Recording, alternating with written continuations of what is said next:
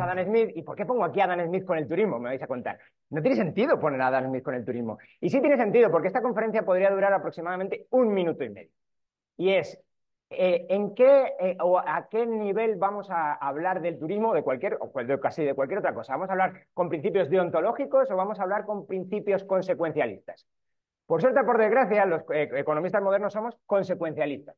No nos importan los principios. Queremos ver cuáles son los resultados. Yo creo que es más por desgracia. ¿Por qué pongo a Adam Smith? Porque Adam Smith era un moralista. Un moralista hablando de economía. Los escolásticos eran moralistas hablando de economía. Entonces, el principio deontológico para mí es bastante claro. Claro, evidentemente no es una charla de ética, pero es bastante claro. Mientras yo no moleste al resto, en mi propiedad hago lo que me da la gana. Y no tengo que pedir explicaciones ni a nadie más, ni tengo que dar ninguna explicación de por qué quiero poner mi piso en Airbnb y hay turistas aquí, mientras los turistas no molesten a nadie más, evidentemente. Pero como queremos hablar de alguna otra cosa que no solamente sea de principios éticos, y aparte yo no soy el mejor indicado probablemente para ello, pues vamos a hablar de algo más. Este es Popper, por cierto, y Popper hablaba de la feliz coincidencia. ¿Alguien sabe qué es la feliz coincidencia de Popper? Sí, ¿verdad? La feliz coincidencia de Popper es que usualmente lo que está bien hacer, lo que éticamente está bien hacer, es lo que mejores resultados da.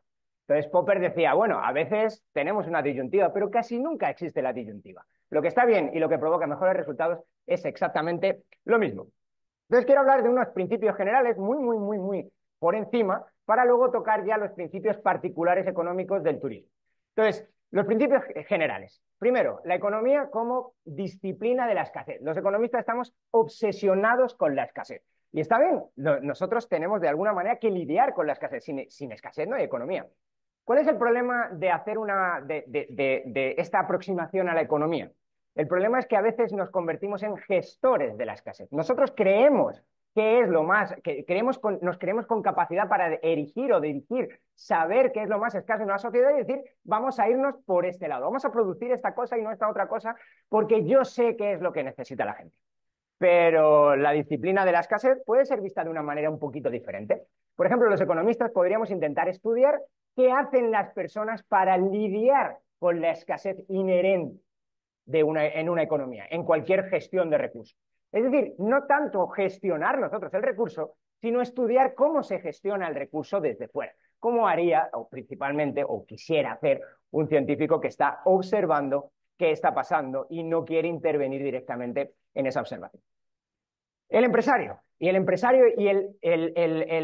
los precios y cómo se forman precios en la economía. El empresario, no voy a dar una charla evidentemente entera de empresario y precios, pero puede ser visto como un arbitrajista. Los financieros hablan de arbitrajistas, hablan de arbitrajes.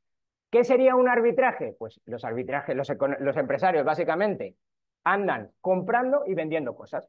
Entonces, los empresarios, todo aquello que venden, todo aquello que producen y venden, la tendencia en el mercado es a que su precio baje.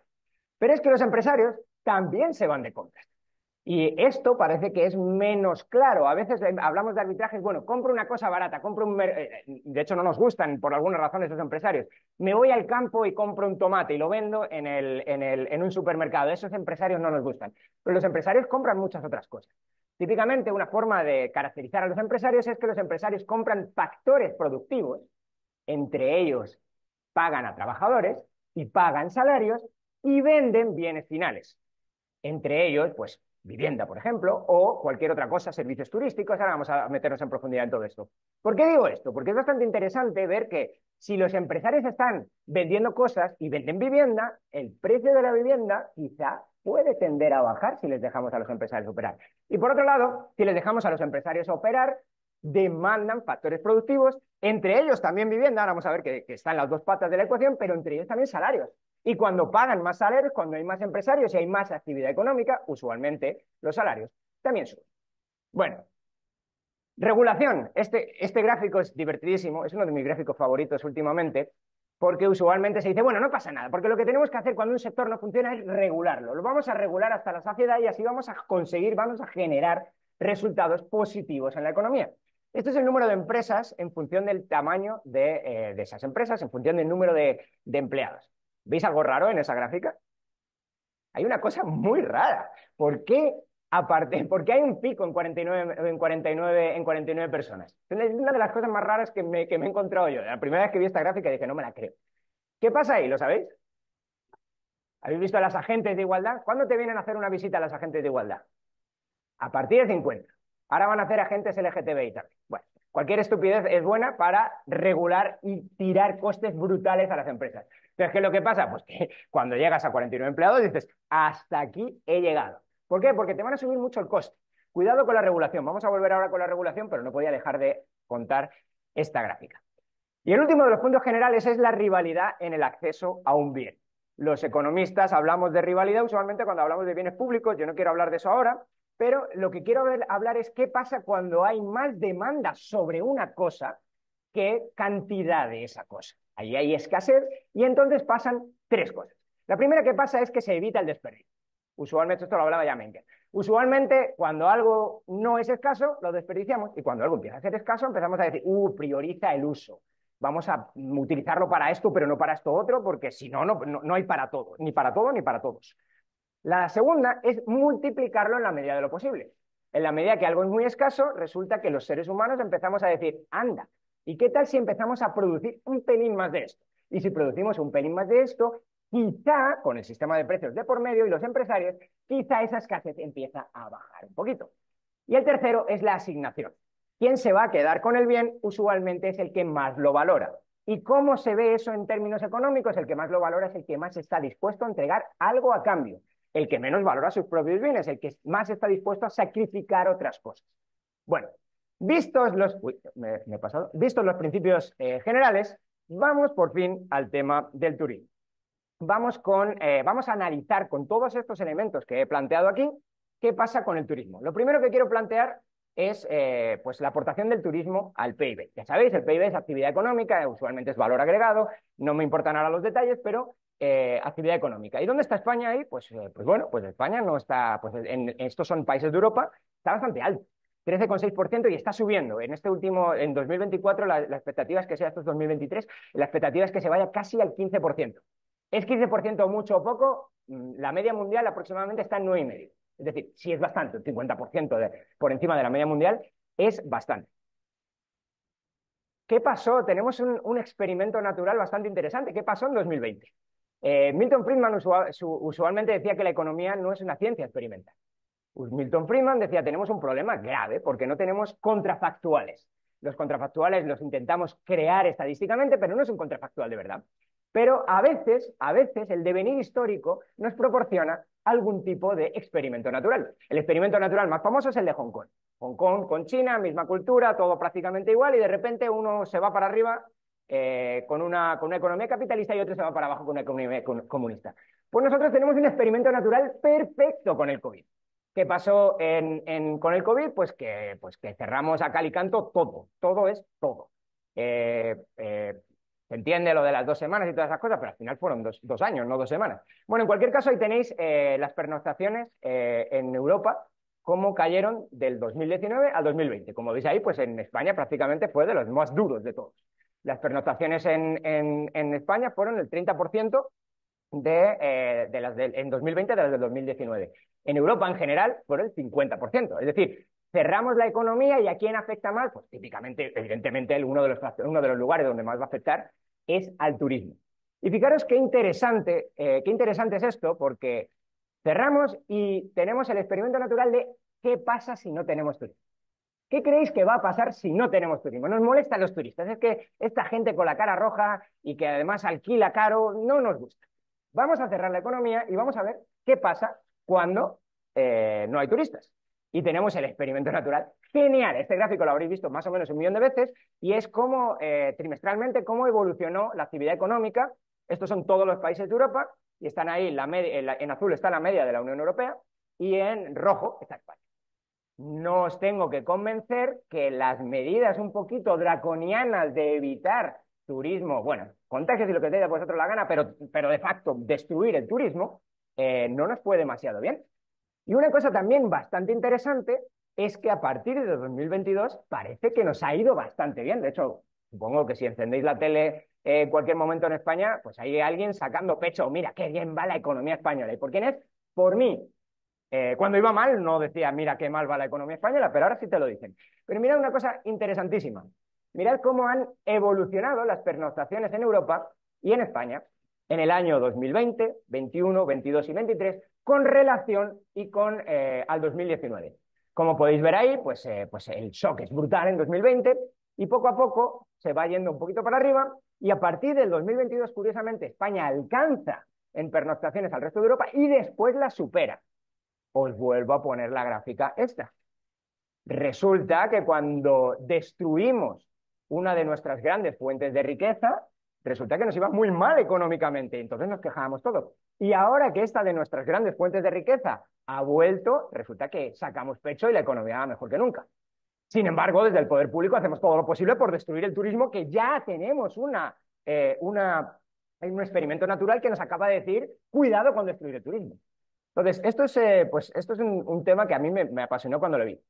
Me tengo que ir para abajo, perdón, me estoy yendo para arriba. Ahí está. Pasemos un poquito a las islas. Pasemos un poquito a las Islas Canarias y a las Islas Baleares. Este gráfico necesita algo de explicación porque esta es la contribución al PIB por comunidad autónoma. Vais a decir, eso es mentira, no puede ser. ¿Cómo va a ser el 83% en Baleares y el 64% en Canarias? Bueno, iba a decir, tiene truco el gráfico. No tiene truco, porque voy a explicar el truco. Entonces ya no, si no os intento engañar, no hay truco. Esto es aportación directa e indirecta del turismo.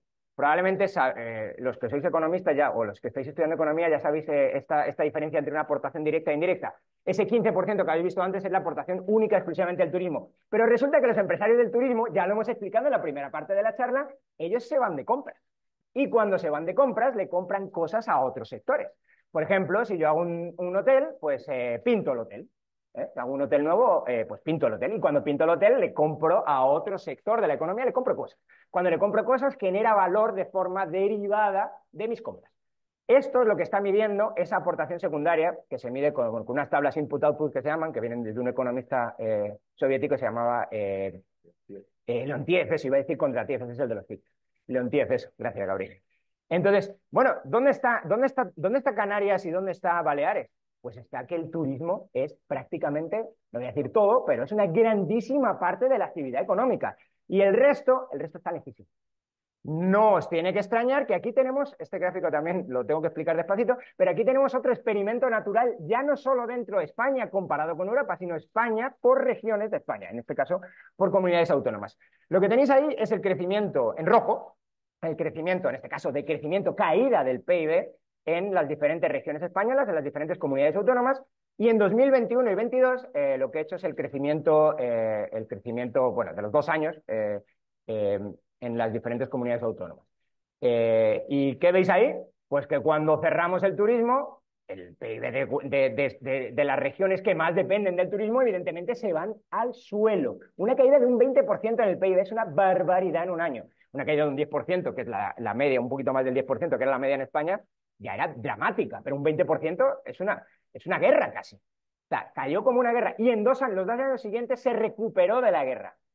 Tenemos un nuevo experimento natural que es el de cerrar el turismo allí donde más vivimos y dependemos del turismo, que en este caso son las islas. Y aquí quería hacer también lo que me ha gustado llamar un argumento evolutivo. La gente que hace argumentos evolutivos usualmente se hacen estas preguntas. Me he pasado el argumento evolutivo, sí. Si existe algo, la primera pregunta es, bueno, ¿existe algo? ¿Hay algo aquí en el mundo? Y ahora la pregunta es, ¿qué función cumple? ¿Por qué está ahí? Eh, y en este caso, para el turismo sería, ¿por qué existe turismo? ¿Por qué tenemos turismo en Canarias? ¿Por qué no tenemos otras cosas? Nos molesta mucho el turismo, pero ¿cuál es la alternativa al turismo? Y si hay una alternativa al turismo, ¿por qué no existe ya hoy? Estas son las grandes preguntas que os quiero plantear ahora mismo con el argumento evolutivo. Y evidentemente hay costes de oportunidad y alternativas. Todo en la vida, y todo en la vida económica sobre todo, son costes de oportunidad. Por ejemplo, podríamos tener agricultura. No veo absolutamente nada, espero que esté ahí la de agricultura. ¿Qué pasa si tenemos agricultura? Pues agricultura, necesitamos un uso del suelo intensivo. ¿Y qué pasa en una isla con el suelo? Pues supongo que no es, y sobre todo el suelo fértil, supongo que no es tan abundante. Pero no solo el suelo. ¿Y las fuentes de agua? Esto lo aprendí ayer de Gabriel. ¿Y las fuentes de agua? ¿Dónde tenemos? Las fuentes de agua en las islas siempre son un problema. Entonces, si no tenemos grandes fuentes de agua, utilizar la agricultura pues puede ser una alternativa, pero es una alternativa que puede ser increíblemente costosa comparada con el turismo, que es lo que nos importa a nosotros ahora. El turismo ha prevalecido sobre la agricultura. Y por último, pues los servicios. Y alguien puede decir, bueno, está muy bien, pero es que los servicios, entonces no tenemos diversificación.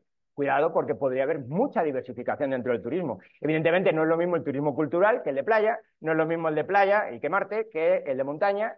Y bueno, y ni siquiera el sector servicios tiene que competir necesariamente con otro tipo de sector servicios que podríamos intentar, o que se podrían intentar, si no promocionar, al menos no poner piedras en el camino, como pueden ser servicios financieros, muchas islas del Caribe los tienen, ¿verdad? O como pueden ser otro tipo de servicios pues vinculados o no al turismo. Hay gente que dice, bueno, pero es que el turismo te ancla en el subdesarrollo económico. El turismo no funciona o funciona mal porque de alguna manera pues tenemos salarios de miseria, no genera grandes aportaciones al crecimiento económico, entonces lo que estamos haciendo es una especie de mina moderna o algo así, ¿no? Y aparte a la gente le gusta hablar, ahora voy a hablar también de eso, de dependencia. Pues yo no lo tengo tan claro. Esta gráfica quizá también necesita algo de aclaración y lo que veis aquí es contribución al PIB por porcentaje y contribución al empleo total también por porcentaje. Típicamente los sectores poco productivos, típicamente uno de los que siempre ponemos los economistas de ejemplo es la agricultura. La agricultura necesita más mano de obra de la aportación que suele hacer, quitando probablemente Nueva Zelanda, de la aportación que suele hacer al PIB. Dicho de otra manera, el valor agregado por empleado es menor en la agricultura o tiende a ser menor en la agricultura que en otras áreas de la economía. ¿Y qué pasa con el turismo? Pues el turismo, curiosamente, depende del lugar. En el mundo, a nivel planetario, más o menos, la aportación al PIB y la aportación al empleo son iguales. ¿Qué quiere decir esto? La productividad promedio del trabajador en el turismo es igual que en otros sectores de la economía. No es menor, no estamos destruyendo valor por tirar gente al turismo. Pero fijaros en España. En España no es el único país del mundo, pero comparado con las regiones es un lugar donde la aportación al PIB es mayor que la aportación al empleo. Habrá gente que se queje de esto también. Bueno, siempre va a haber alguien que se queje. Si pasa una cosa, te vas a quejar de que, oye, es que es poco productivo. Pero si pasa lo contrario, te van a decir que no se generan suficientes fuentes de empleo. Pero mira, en la economía generar empleo es lo menos importante. Con mucho, lo menos importante. Cuando tú generas valor, el empleo lo generas al día siguiente. En la economía no estamos buscando generar empleo. Por alguna razón los políticos sí, bueno, por alguna razón, porque les gusta poner los datos y se reeligen. Pero el empleo es lo menos importante. En el momento que tú creas valor, en el momento que generas valor en la economía, el empleo viene después. Curiosamente, en España lo que tenemos es mayor aportación en términos proporcionales del turismo al crecimiento económico que al empleo. Y eso es genial. Lo que significa es que la productividad de los trabajadores en el sector turismo es mayor que la productividad promedio en el resto de la economía. Y esto no es una mala noticia, es una fantástica noticia. Me he pasado para abajo. Gentrificación, que es, este es el, probablemente es la crítica más fuerte y más importante que se hace al turismo. No sé cómo voy de tiempo, cuando sea me cortáis. Vamos bien, genial. Mira, ¿qué es la gentrificación? La gentrificación es un proceso por el cual la población original de una ciudad, de un sector, de un barrio, que es generalmente céntrico y popular, aunque no necesariamente, pero generalmente, se desplaza, es desplazada, progresivamente desplazada por otro tipo de población, que típicamente no es autóctona, con un nivel adquisitivo mayor. Hay dos tipos de gentrificación, una gentrificación muy rápida que opera con los precios del alquiler. Cuando el precio del alquiler sube rápido, pues los que están alquilando ya no pueden y se tienen que ir a otra zona. Y una gentrificación lenta que opera con los precios de la vivienda. Usualmente la gente, incluso cuando tu vivienda sigue subiendo de precio, sigue subiendo de precio, no dices, ¿sabes qué? Me voy a cambiar de barrio porque subió de precio la vivienda. Usualmente eso creo que no lo hace gran parte de la gente, aunque sigue siendo una gentrificación lenta, probablemente los hijos o siguientes generaciones sí son desplazados de ese lugar. Bueno, más allá de todo eso, la gentrificación como algo, parece algo muy negativo, pero exactamente ¿por qué es algo negativo? Hay un canal en YouTube que a mí me encanta, que es básicamente enseñar sitios gentrificados antes y después. Los sitios gentrificados usualmente se ven muchísimo más bonitos, se restauran. Hay gente que está preocupada por el patrimonio cultural, ¿verdad? Ahora voy a hablar también de eso. El turismo destruyendo el patrimonio cultural. Bueno, a lo mejor lo rehabilita y a lo mejor, estoy adelantando mi argumento, pero a lo mejor el turismo permite un mantenimiento del ocio cultural y de los, de los servicios culturales. Bueno, vivienda. Vamos con la vivienda para intentar explicar la gentrificación. La vivienda es un bien de capital. ¿Qué significa que sea un bien de capital? Es un bien que genera servicios de habitación durante un periodo de tiempo relativamente prolongado. Y además esos servicios de habitación pueden ser utilizados para muchas cosas. Típicamente, lo que más se utiliza siempre, prácticamente todo el mundo, son para los habitantes de la ciudad. Los habitantes de la ciudad tienen que vivir en algún lado. Donde viven, evidentemente, la vivienda. Esto pues, casi de perogrullo. Pero además, para turistas, los turistas compiten.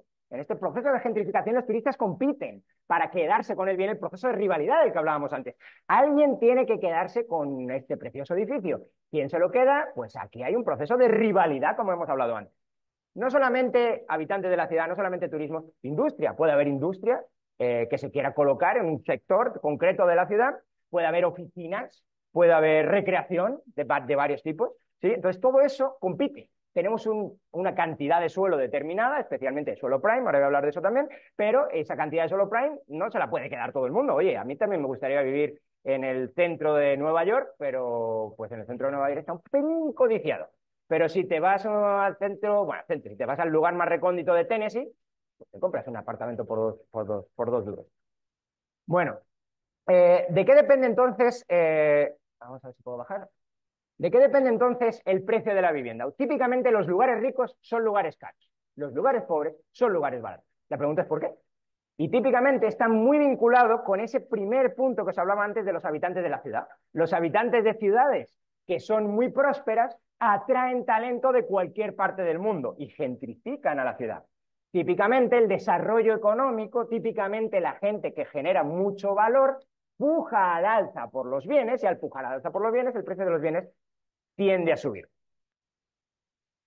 Pero, y esto, precisamente, ¿por qué sube o por qué tiende a subir? Porque, fijaros una cosa también bastante interesante. Una cosa que podríamos hacer es, si la vivienda es cara, podríamos simplemente producir más vivienda, ¿no? Y efectivamente es una de las salidas a los problemas de la vivienda, porque sí, hay un proceso de rivalidad, pero los propios empresarios también ven que hay otras oportunidades de negocio diciendo contrato factores productivos y produzco viviendas si es que la vivienda es escasa. Aquí viene el problema de la regulación y las 49 empresas, los 49 empleados en las empresas, ¿verdad? Si no te dejan producir, pues entonces el problema de la vivienda no se va a solucionar. Pero no solamente ese es el problema también es un problema de espacio. En los lugares muy prósperos no hay espacio. Y si no hay espacio, ¿cuál es la forma típicamente de multiplicar el espacio en un lugar donde no hay espacio? Construir para arriba. No hay más tutía. Si no hay espacio, tenemos zonas prime y todo el mundo queremos vivir en el mismo lugar, hay que construir para arriba. No hay otro lugar. O supongo que para abajo, pero no creo que mucha gente quiera vivir para abajo. Bueno, este es el precio de la vivienda. Este es el precio de la vivienda en diferentes partes de Estados Unidos. Y al lado tenéis el terreno como porcentaje del valor de la vivienda. Los lugares donde la vivienda es más barata, el terreno es no insignificante, pero es una parte bastante pequeña del valor de la vivienda. Conforme nos vamos a lugares que típicamente también son más prósperos, el terreno es claramente el elemento diferenciador en el valor de la vivienda. No hay terreno, y si no hay terreno, construimos para arriba. Y si tenemos regulaciones que no nos dejan construir para arriba, muertos. El precio de la vivienda no va a bajar nunca. Si el lugar es próspero, la vivienda va a ser cara. Y aquí, esto es exactamente lo mismo. Estas son ciudades pequeñas en Estados Unidos y ciudades grandes en Estados Unidos. El precio medio por el terreno se dispara allí donde no hay terreno. Tiene todo el sentido del mundo. Vayamos con el proceso de gentrificación en concreto. Ya se me ha quedado esto para otra vez. Parece entonces que hay una disyuntiva aquí, salario-vivienda, ¿no? Si los salarios son altos, la vivienda va a ser cara. Y si los salarios son bajos, la vivienda va a ser barata. Entonces, ¿hay alguna forma de escaparnos de esto? Ya lo he comentado, construyendo hacia arriba. ¿Hay algún ejemplo histórico? Sí, claro que sí. Este es el precio de la vivienda del metro cuadrado en Londres y en Nueva York. Como veis, estos están desactualizados, estos son del año 2017, si no estoy mal, pero vamos, que es un poco más o menos la misma idea. Son ciudades ricas las dos. Londres es rico, Nueva York es rico. Son ciudades que en principio también podemos catalogar como una un poquito más rica que otra, ¿verdad? Nueva York evidentemente es mucho más próspera, si calculamos PIB por habitante, es mucho más próspera y en el salario se ve que Londres. Pero entonces, ¿por qué hay diferencias entre el precio por metro cuadrado entre Londres y Nueva York? Cualquiera que haya estado en esas dos ciudades se va a dar cuenta que una para dónde está construida y para dónde está construida la otra. Nueva York para arriba, Londres no está para arriba y tuvieron que hacer no sé cuántos años para construir las 4 torres que hay ahí en la City londinense. Y si hacemos esto para otro montón de ciudades, pues os vais a dar cuenta de que pasa algo relativamente similar. Esto es lo que yo os comentaba con arbitrajes encadenados, me lo voy a saltar. Pero me parece más interesante la gentrificación inversa. ¿Qué sería una gentrificación inversa? Nos molesta mucho la gentrificación. Entonces, ¿qué queremos? No queremos gentrificación. ¿Qué es lo contrario a la gentrificación? Pues que la gente huyendo de la ciudad. Esto es Detroit. Detroit es el ejemplo favorito para poner un ejemplo de gentrificación inversa. ¿Qué pasó en Detroit? Detroit, pues, la ciudad del motor, ¿verdad? La ciudad modelo en los años 60 y un poquito antes, una de las ciudades más ricas no solo de Estados Unidos, sino del mundo, y hoy en día es una de las ciudades más pobres de Estados Unidos, tampoco del mundo, es una exageración decir del mundo, pero de Estados Unidos sí. Hay lugares donde las viviendas se venden a $1, una vivienda a $1. Claro, son lugares donde la policía, que está quebrada también, como el propio ayuntamiento de la ciudad, ha dicho que no va a pasar por ahí. Son pues lugares donde el crimen campa a sus anchas. Entonces, pues bueno, esa es la alternativa. La alternativa de la gentrificación no es una especie de nirvana originario, donde todos vamos a vivir en paz y armonía a unos precios bajos. Eso no es cierto. La alternativa a la gentrificación es la gentrificación inversa. La alternativa a la gentrificación es Detroit. La alternativa a la gentrificación es la gente saliendo. La alternativa a la gentrificación es la inmigración.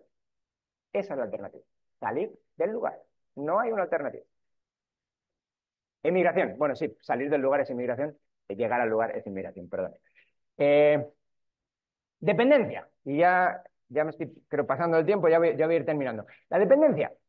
Oye, por alguna razón, la gente que no le gusta el turismo hace este argumento. Es que dependemos del turismo, como si fuera necesariamente algo negativo. Y mirad, no sé, pero ¿a vosotros os parece que el resto de gente que trabaja es siempre y completamente independiente? ¿Os parecen los empresarios independientes? Aquí, en una economía moderna, entrelazada, nadie es independiente. El agricultor no está produciendo su propia comida. El agricultor depende de aquellos que se comen su comida. Lo siento, pero el agricultor no es independiente. El turismo nos hace dependientes de otras personas, sí, pero el agricultor también. Y la industria.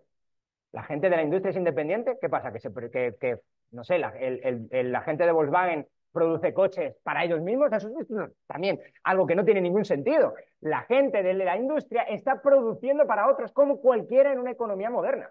Todo el mundo está produciendo siempre para el resto. Y es que no veo absolutamente nada por el reflejo, pero soy yo independiente. Me encantaría serlo, pero yo tampoco soy dependiente. Yo, efectivamente, y en el sector de la educación, trabajamos para otros, trabajamos para los alumnos. Lo siento, pero no somos independientes. Tenemos un jefe, nuestro jefe son los alumnos. Y nuestro principio rector son ellos. Dependo de los alumnos. Lo siento, pero sí. Lo que pasa es que es un tipo de dependencia un poco extraña. Es una dependencia que te peguen latigazos. Oye, te estudia. Sí, como en el gimnasio. Pues si tú no vas al gimnasio y el tipo del gimnasio te da un croissant. Porque, pues no, en el gimnasio te pagas para que te peguen latigazos, para que estudies, para que te digan eso es lo que hay que hacer. Y si no lo haces bien, para que te suspendan. Pero en cualquier caso, somos dependientes. Todos en una economía moderna dependemos del resto. El de la conservación cultural, ya he hablado un poco de ello. Pues bueno, yo creo que la mejor forma de conservar culturalmente algo es precisamente hacerlo autosostenible. Y la manera de hacerlo autosostenible, la única gran manera de hacerlo autosostenible, es vendiendo los servicios culturales que generan esos bienes. Este lugar es precioso, es genial. No solamente este lugar, sino toda la parte, no he visto toda la isla, pero vamos, la gran parte de la ciudad, lo que he podido ver es una maravilla. Y a lo mejor está tan bien conservada porque la aportación al PIB del turismo de Canarias es bestial, como ya os he enseñado en las otras diapositivas. No quiero pues terminar mi charla sin algún comentario sobre el desastre que es la legislación de vivienda en España. Este es el stock de vivienda en alquiler. Sobre el stock de vivienda total, todo el stock de vivienda que hay, ¿cuánta vivienda hay en alquiler? Se ha ido a la mitad, menos de la mitad, en 3 años. ¿Qué ha pasado? ¿Por qué el precio del alquiler sube tanto? Porque no hay oferta de alquileres. ¿Y por qué no hay oferta de alquileres? Hay gente que dice, porque hay una competencia desleal de los pisos turísticos. La competencia desleal es del gobierno y de su legislación. Es la única gran competencia desleal que hay. Hablando con diferentes personas, aparte que uno se entera evidentemente, oye, no puedes echar a alguien de tu propiedad.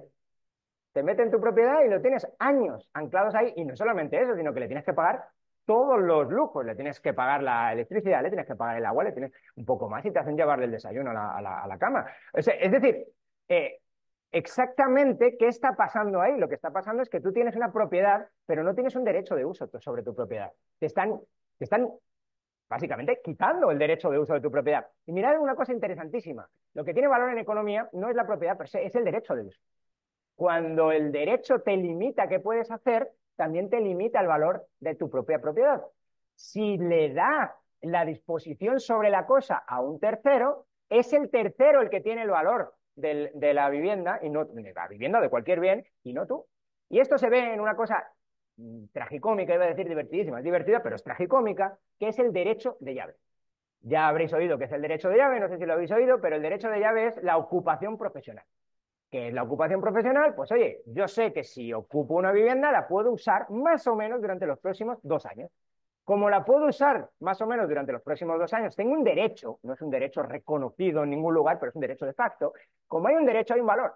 Y como hay un valor, se transa. Hay un mercado negro. ¿Y qué es un mercado negro ilegítimo, bajo mi punto de vista? Pero es un mercado negro. Las leyes del mercado aplican a los legítimos y a los ilegítimos.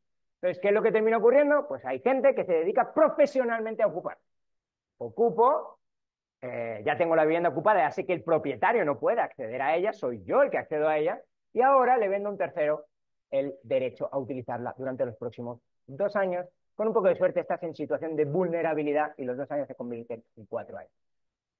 ¿Qué ha pasado entonces? Que no quiere alquilar ni Dios, como es lógico y normal. Alguien que probablemente conocéis todos dice los mercados no atacan, los mercados se defienden, ¿verdad? Los mercados típicamente, ¿qué es lo que... ¿Qué está haciendo la gente sacando la vivienda del alquiler? Lo que está haciendo es protegerse frente a la legislación. ¿Dónde se está yendo parte de esa vivienda del alquiler? Al turismo. ¿Qué es lo visible? Que hay turismo. Hay una competencia desleal del turismo. Puede ser, lo voy a plantear como alternativa, puede ser simple y llanamente que estés desincentivando con regulación, como hemos visto antes, las 49 empleados en las empresas, puede ser que estés desincentivando el alquiler, que eso esté subiendo el precio del alquiler y que los usos alternativos de esa vivienda que es el turismo empiecen a adquirir más valor o más valor relativamente al del alquiler. Puede ser que esté ocurriendo esto, puede ser que además no des ninguna licencia para construir nueva vivienda. Puede ser que si no das licencias para construir nueva vivienda no va a haber el stock de vivienda, no va a incrementar y con él también el stock del alquiler. Puede ser, es una posibilidad a que el turismo es el culpable de todos los males de la humanidad. Yo creo que sí, y pues es el momento quizá de que lo debatamos. Muchas gracias.